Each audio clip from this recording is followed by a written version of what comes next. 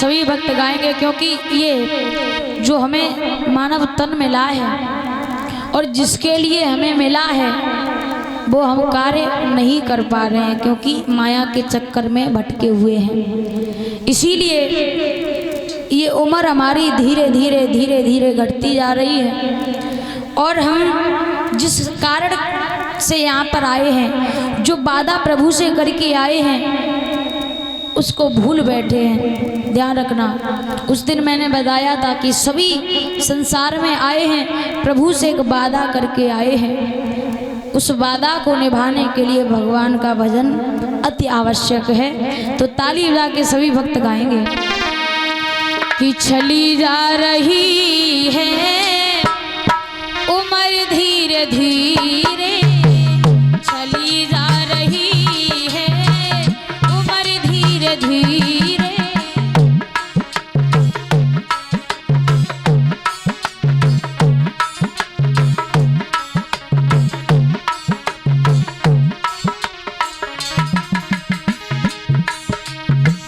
ये पल पल ये आठों पहर धीरे धीरे, पल पल ये आठों पहर धीरे धीरे, चली जा रही है भैया उम्र धीरे धीरे।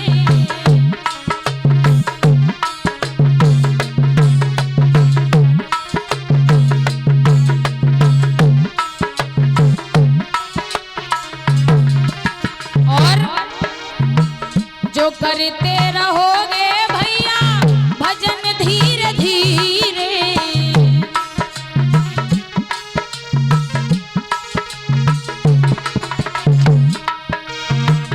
जो करते रहोगे भैया भजन धीरे धीरे, तो मिल जाएगा रे प्यारे सजन धीरे धीरे।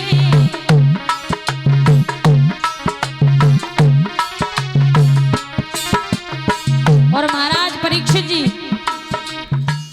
करते रहोगे भजन धीरे धीरे तो एक दिन मिल जाएगा रे प्यारे सजन धीरे धीरे। कौन सजन? वही हमारा पिता। हाँ, क्योंकि हमारी आत्मा का पिया होता है वो तो साजन हुआ ना, और आत्मा का पति साजन ही होता है। इसीलिए आत्मा दूसरी आत्मा से कहती है जो करते रहोगे भैया भजन धीरे धीरे,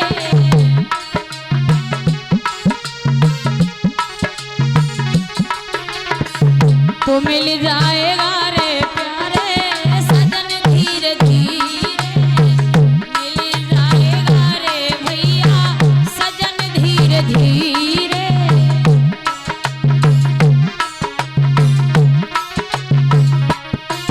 और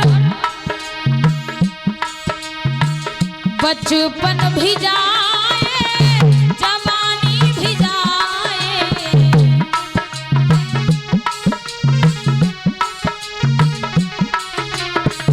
बचपन भी जाए जवानी भी जाए, बचपन चला जाए और जवानी चली जाए फिर क्या आता है? बुढ़ापे का होगा भैया असर धीरे धीरे, बुढ़ापे का होगा प्यारे असर धीरे धीरे।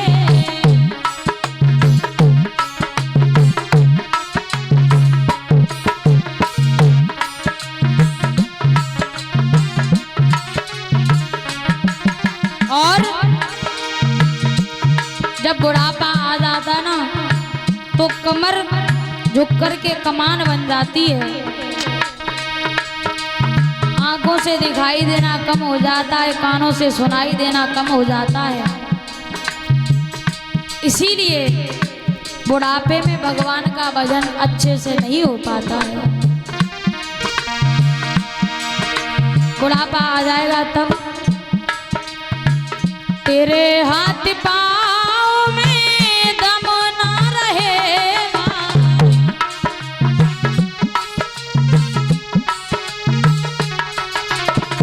तेरे हाथ पाँव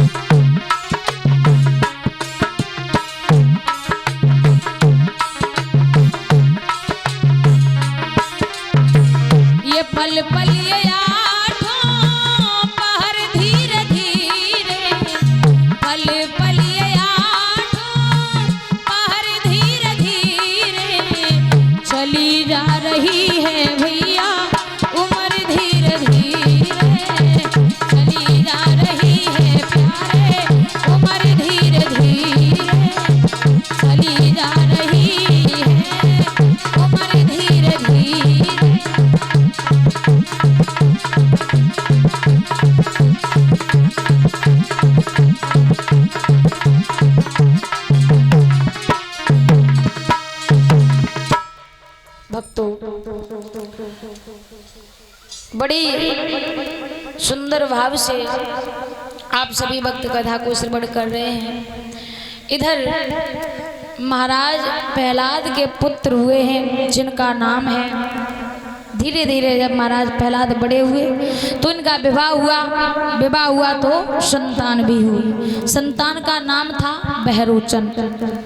बहरोचन धीरे धीरे जब बड़े हुए, इधर प्रहलाद की मृत्यु हो गई और बहरोचन जब वहाँ के राजा बने हैं तो महाराज बहरोचन की शादी हो गई। सब कुछ था महाराज के पास में, धन दौलत राजपाट सब कुछ था।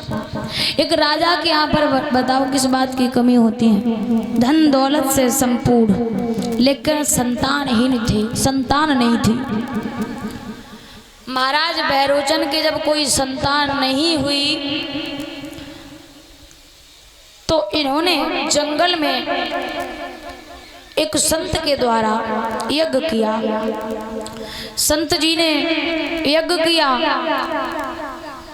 और उन्होंने एक फल दिया, जवाब दिया है, बहरोचन तुम इस फल को खिला देना अपनी पत्नी को, तो ध्यान रखना जब ये फल अपनी पत्नी को खिलाओगे तो तुम्हारे घर में एक संतान होगी।